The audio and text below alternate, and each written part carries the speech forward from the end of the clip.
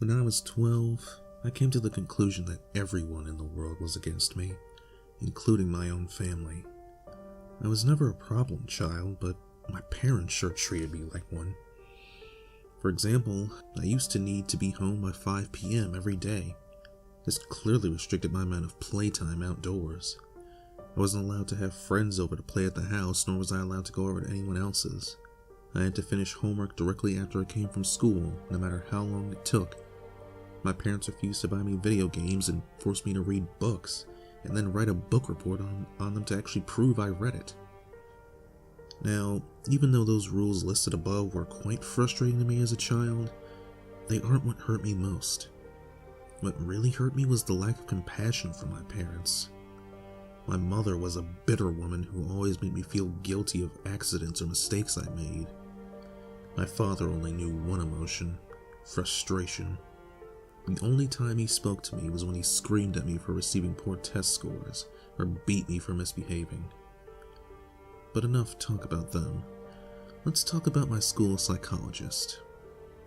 For his own privacy, we'll call him Dr. Tanner. Like most junior high schools, a psychologist is always available on campus during school hours to assist any students in need of counseling, be it emotional, academic, social, behavioral, etc. To be honest, I've never seen any students talking with Dr. Tanner. Every day I would just walk past his office on my way to the cafeteria and peek through the door's little window. He would always be alone in there, working on some paperwork. I guess that most kids were too afraid to speak up about their problems to an adult who was practically a stranger. For this reason, it took me 3 weeks to muster enough courage to go inside of his office. March 2nd, 1993. That was the day I decided to voice my troubles to Dr. Tanner. During lunch break, I stood in front of his office door and knocked. Through the window, I could see him raise his head, smile, and motion for me to come in. I did. He greeted me by introducing himself and asking for my name.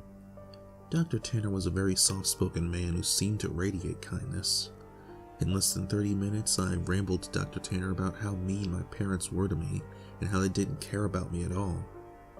After a while, my voice began to quiver and I stopped speaking.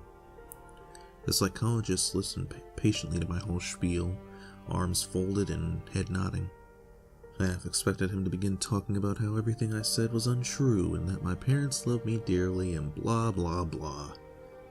But he didn't. Dr. Tanner leaned towards me with a grin on his face and said, "You know, I am the world's best school psychologist. I promise we'll fix this." I rolled my eyes. "Okay, but how?" I asked. "I have my ways," he replied.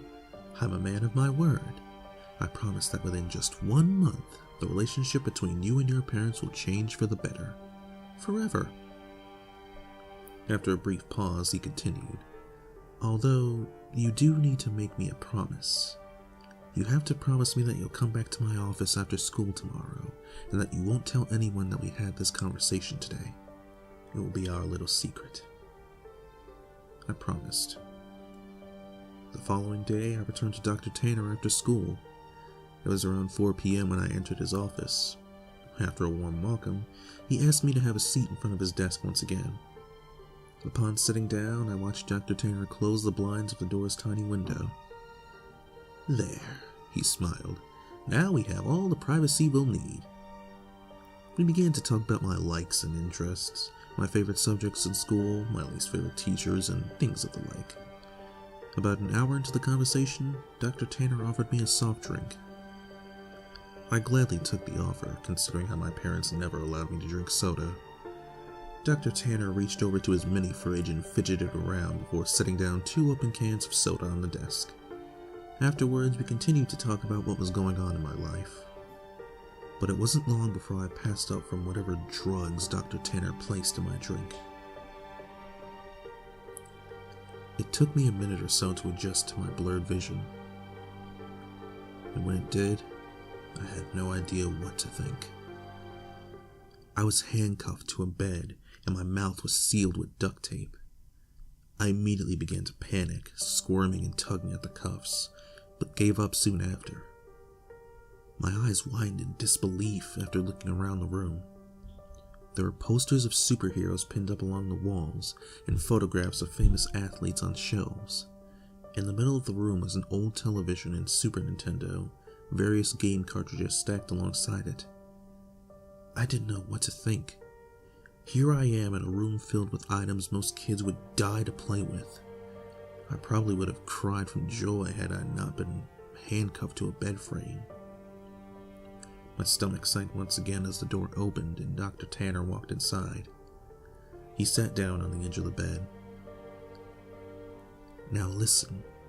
Remember that I'm here to help you and I would never hurt you, okay? Dr. Tanner gently removed the tape from my mouth and then the cuffs from my hands. My first instinct was to begin crying, but something about him made me feel safe. He smiled at me. You're going to be staying here for a while, he continued, and during this time, you're allowed to play with any toys in this room while I'm here at home. But when I leave the house, I'll need to cuff one of your hands back to the bed. You can still watch television, but I only want you to watch the news channels while I'm away. I sat in silence, still trying to process the information he had given me. So, Dr. Tanner yipped, slapping me on the knee. You go ahead and knock yourself out. I'll be back when it's time for dinner. He got up from the bed, walked across the room, and clicked the TV's power button before locking the door behind him. Several more minutes passed before I realized that Dr. Tanner wasn't joking. All that was left for me to do was to boot up the Nintendo and play Mario until nightfall.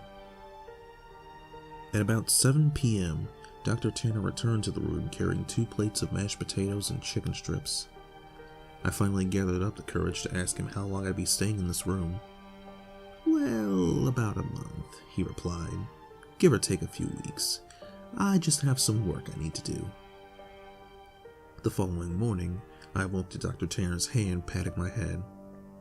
Hey, bud, you don't have to wake up right now if you don't want, but I am going to need to put this back on, he whispered, clamping the cold steel handcuff onto my wrist. I gazed up at him. He was wearing a collared shirt and slacks, a coat draped over his shoulder and a briefcase at his side. He looked how he always did when I saw him around the school. Before leaving, he placed the TV's remote next to me and told me to turn it on and watch the news. The first thing I saw upon turning it on was a breaking news segment. An important-looking police officer stood at a podium surrounded by people with microphones. I happened to begin viewing halfway through his speech. A statewide Amber Alert has been issued as of this morning. We have several investigators working towards identifying potential abductors, but as of now there is not much evidence. Faculty members state that the boy had been seen last around 4 or 5 in the evening on. I began to feel nauseous as a photograph of me appeared on the screen. It was my yearbook picture from last year. Captions for the photograph displayed my name, age, my school, and my town. Above my picture were alternating titles. FBI begins search for child and kidnapping suspect unknown and potential runaway. The live footage continued and 2 figures I soon recognized as my mom and dad stepped up to the podium. Both appeared to have reddened eyes. Tears streamed down my father's face as she took hold of a microphone. I'd never seen so much emotion come from my mother as she wept on live television, stuttering on sentences such as, "Please return my baby back to me," and "I'm so sorry," and "Please come home to us." When my father took the microphone, I nearly expected his attitude to be stone cold, but he too had tears in his eyes. He pleaded to the world to bring his son home safely, and lastly begged for my forgiveness. I know I haven't been the best father, but god damn it do I wish I had been now. Please bring my boy back. I turned the power off shortly after. My emotions were mixed, for I had never once seen my father cry. I felt miserable that my parents were being put through so much, but at the same time I felt relief. I now knew how much Mom and Dad loved me. Nearly 4 weeks had passed, and Dr. Tanner has been treating me with the utmost respect. He leaves me in the morning cuffed to the bed frame, but returns in the afternoon to eat lunch and dinner with me, talk and play games. I never would have guessed how good Dr. Tanner was at Monopoly and Scrabble. But one morning when Dr. Tanner woke me up before heading off to work, I noticed a stern look on his face. I also realized that it was 3 hours earlier than when he usually wakes me. "You need to watch the news today. No exceptions. I want you to keep the television on all day and pay close attention to it," he stated grimly. I, of course, complied and watched him exit the room. About 2 hours later, a breaking news segment interrupted the toothpaste commercial I was watching. The title? Human Remnants Found. Two staunch-looking men in suits stood aside another and began speaking. "We are displeased to bring up such unfortunate news this morning regarding our missing child case from earlier this month." One of the men bowed his head while the other one shuffled through some papers. "Remains of a body have been found in a garbage bag underneath the highway overpass. The body appears to be that of a child, although not much is left. The body has been decapitated, and much has been burnt to ash and bone." The screen shifted over to a helicopter view of a freeway. Dozens of police cars gathered near the bottom of a tall overpass. The man's voice could still be heard. Within the bag, police found a junior high identification card labeled as such. The screen showed the school ID I always kept in my backpack. The plastic was sort of melted away, but my photograph and name were still intact. After the two men dismissed themselves, the camera panned over to my parents. They were sitting among reporters. My mother's face held a painful grimace, and my father sulked his head down at his knees. I shut the television off. Dr. Tanner returned home very late. He hurried into the room, unlocking my cuffs, and placed a bottle of fizzing water into my hand. He placed his hands under my shoulders and smiled. "I made you a promise, didn't I?" I nodded, tears squeezing their way out of my eyes. "You need to make me a promise again," he whispered. He told me that I needed to drink all the water in the bottle. It would help me sleep, and that from here on, I'm never to tell anyone that I ever met him. I promised. "I told you I'm the best school psychologist in the world, didn't I?"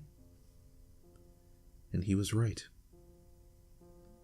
I awoke later that night to find myself lying in the middle of a park, stars shining brilliantly across the night sky. I recognized the park. It wasn't too far from my school. A mile or so down the road, I saw my house. The lights were off inside, but I could make my father out sitting on the step leading to the front door. I hesitantly called out to him. He lifted his head slowly, but when he saw it was me, he sprang to his feet, ran toward me, arms open, yelling my name. My mother erupted from the house behind him. Dr. Tanner was right. Things have changed with my family and I. My parents smile more often and treat me more lovingly. I could not ask for a more perfect ending. Every now and then I see Dr. Tanner on campus, walking to and from his office. Rarely do we ever make eye contact, let alone speak to one another, but sometimes he'll shoot me a wink and a smile. I'll always keep my promise to him and pretend I never met him. But there will always be one question floating in the back of my mind. Just who did Dr. Tanner decapitate and throw off the overpass?